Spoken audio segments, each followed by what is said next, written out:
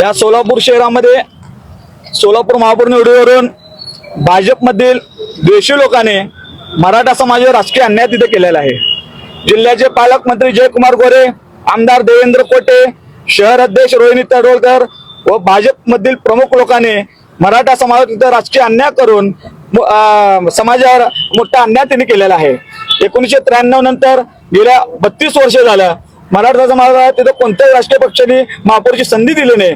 1993 नंतर लिंगायत समाज, पद्मशाली समाज, ब्राह्मण समाज सर्व जातीला सर्व राजकीय पक्षांनी तिथं महापौर करून संधी दिलेली आहे।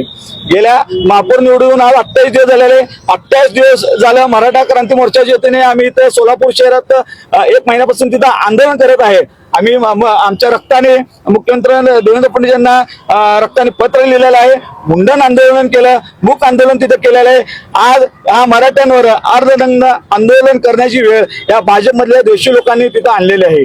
आमचे या राज्यातील मुख्यमंत्री असतील, पालकमंत्री जयकुमार गोरे असतील, इथले स्थानिक आमदार असतील, शहर अध्यक्ष असतील, आम्ही आमचे काही मागण्या आहेत की बाबा 2.5 वर्षासाठी महापौर पद आहे, 2.5 वर्षांनी पुन्हा तिथे चिठ्ठी निघणार आहे, तिथे ओबीसी पुरुष, एससी पुरुष ही चिठ्ठी निघणार आहे, तेव्हा सर्व साधनांसाठी तिथं चिठ्ठी निघणार नाही, कारण हे रोटेशन पद्धतीने ती चिठ्ठी तिथं काढली जातात।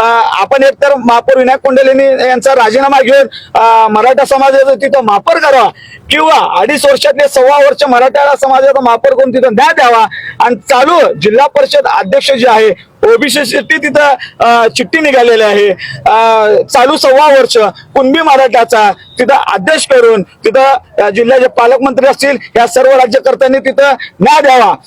या भाजपच्या प्रमुख लोकांनी जर मराठा समाजाला न्याय देण्याची भूमिका घेतली तर सोलापूर शहरात सगळ्यात मोठा सत्कार जिल्ह्याचे पालकमंत्री जयकुमार गोरे, आमदार देवेंद्र कोटे, स्थानिक आमदार विजय देशमुख असतील, सुभाष देशमुख असतील, कल्याण शेट्टी असतील, शहर अध्यक्ष असतील, यांचा मोठा सत्कार आम्ही करू। आमची मागणी महापौरची आहे, उपमहापौर नाही, पद्मशाली समाजाला तुम्ही उपमहापौर द्या, त्यांना उपमहापौर देऊन तिथं न्याय द्यावा। आमची 1993 नंतर गेल्या 32 वर्षापासून कोणत्याच राष्ट्रीय पक्षांनी तिथं महापौरची संधी दिलेली नाही।